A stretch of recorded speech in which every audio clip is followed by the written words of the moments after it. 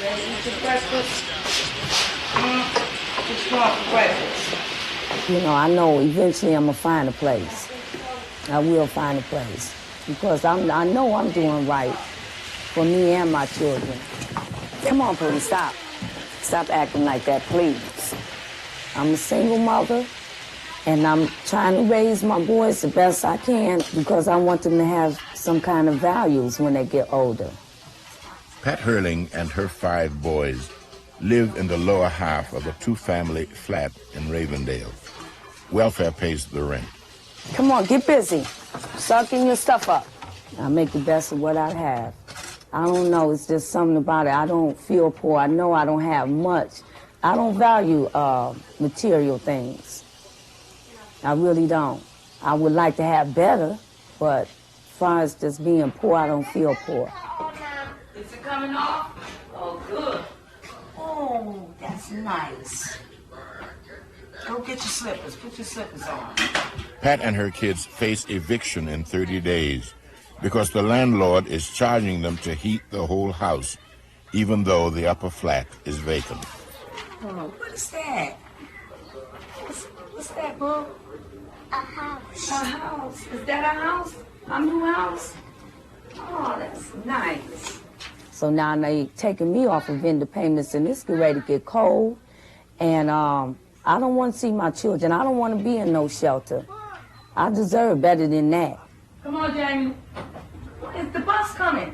I was homeless once. I was in a shelter, and I never want to experience that anymore.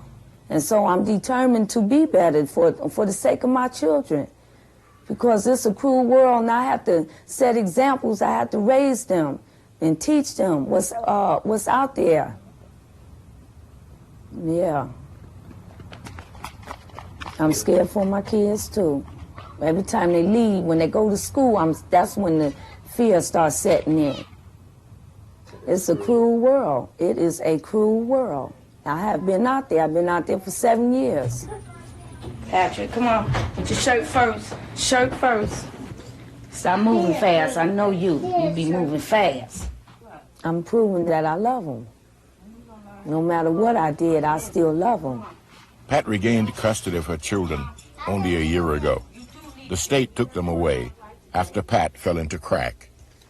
That's the worst drug you can ever take, because that drug alone would take everything. Everything you own, everything that you value, it would take from you and leave you out there all alone with no hope, no nothing. Pat's drug problems began 7 years ago, a few miles from Ravendale at the Parkside Projects. You know, we was like in our own new world. It was like a Parkside Projects, and, you know, everybody was just walking around, you know, like they was lost. And I wind up being lost with them. You know, it's just, to me, that's how it was. Like, everybody didn't have nowhere to go, nothing to do. I was really scared of them. I didn't allow my children to go outside and play. So what is this picture about? I don't know. Corey? It is. I can take you for a ride on water. What am I? What is that? A sailboat. All right. I'm happy when they come home. But it's like the fear, well, is they gonna come home?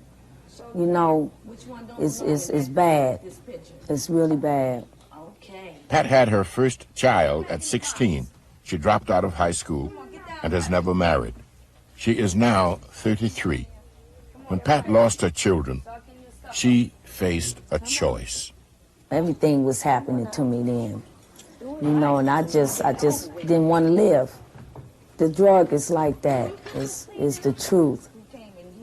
It's so powerful. You don't care whatsoever. Okay, put your shoes in the box. Come on, Patrick. They took my 2 little boys from me, and that was the last straw right there. I loved them so much, you know, that I refused to let that, you know, take my boys from me. You got homework to do too, right? Good. I asked the person, Child Protective Service, what do I have to do to get them back? It sounded to me that she didn't want me to get them back. And I was telling her, I want my kids. She was telling me the steps that I had to take, so that's what I did. I went and found a job, and I got him back within 4 months. Just the job just, you know, made me feel like I was, you know, somebody.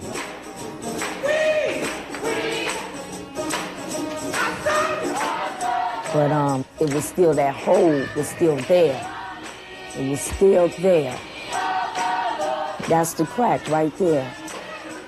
But I was like praying to the Lord, please, you know I don't want to do it. You know, every single day was like, every time I did it was like I was feeling guilty and hurt. But I finally got off of it. Eddie Edwards and his wife brought Pat into the church and got her kids involved with Joy of Jesus. On Sundays, they attend Fountain of Truth together. Our young folk don't fear God, they don't fear man, and they don't fear death. But it's our job as parents.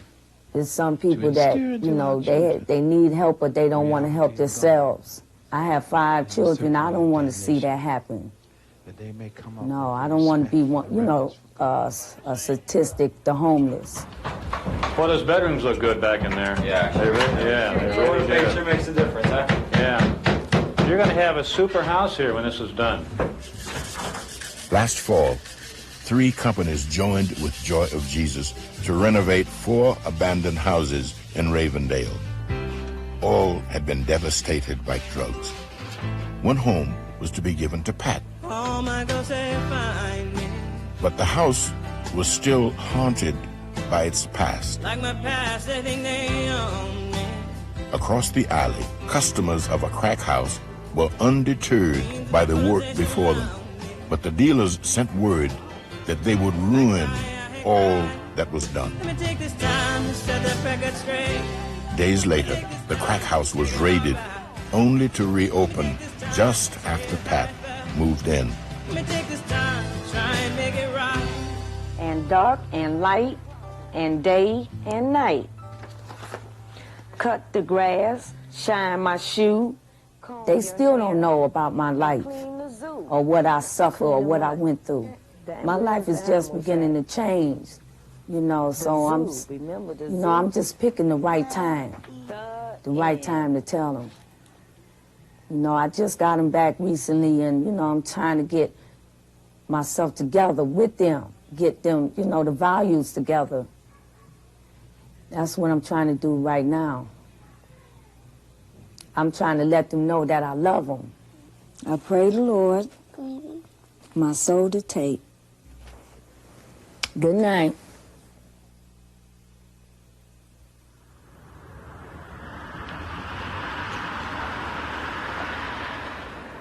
It's a cruel world. It is a cruel world. Matter of fact, I'm scared. I don't even want to be out there at night. Here you go. Some more youngsters in the streets after dark, asking for something. What? I don't know. Death? Yeah. Discretion. It used to be a lot nicer in this area. The only crack house around was the one on Camden. Now it's different. It's worth saving. It's worth saving. This is Camden. This is the street that I did a lot of dealing on. This was a major drug house. I used to make anywhere from $4,000 to $5,000 a night here, working by myself. I never knew Dwayne was doing what he was doing, but at one time I left Dwayne in a crack house for what, 72 hours? Yeah.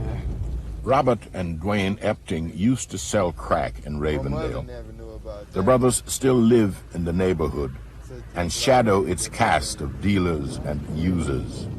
Okay, right there you have a sign that says, "Welcome to Elmdale's Block Club." But this is ridiculous. There's no sense in them even having a sign there.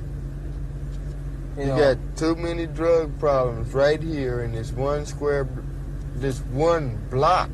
Now, this lady that just walked out right here, that's standing on the porch. Now, she's a seller and a user.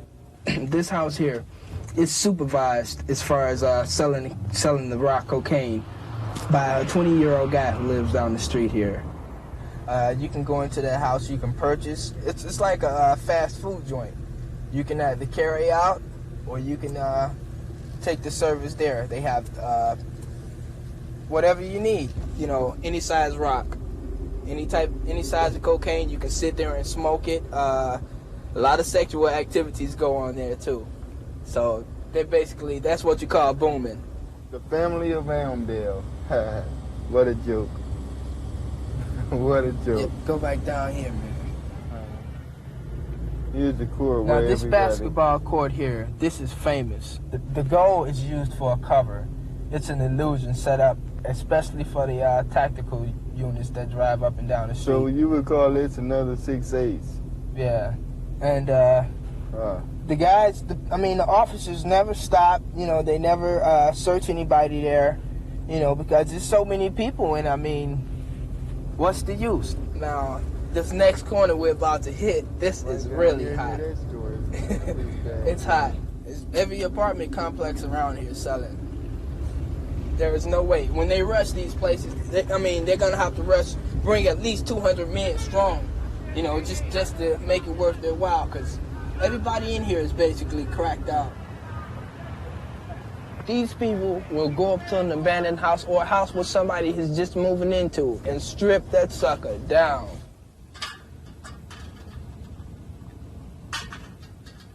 This is a ruined neighborhood. These people around here, they know who's selling the drugs, man. They know. And I don't know why in the hell nobody's been trying to do anything about it. This is what we need. This is togetherness, man. Regardless of what's here. You think somebody gonna stand out there somebody cares. in that door with that big light on and sell some dope? I'm gonna tell you exactly what each one of these lights mean and so on. I care right one time. I care twice. I care 3 times, 4, 5, just count them. These people care. They said we ain't putting up with it. Look, and they take care of their homes. They care, man. And everybody ought to care. Robert Epting once controlled several major crack houses himself. Money is to be made in the streets, but not this way.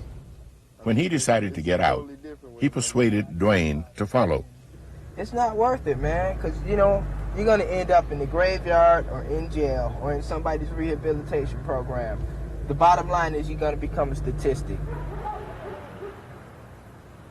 This is spiritual warfare right here, man.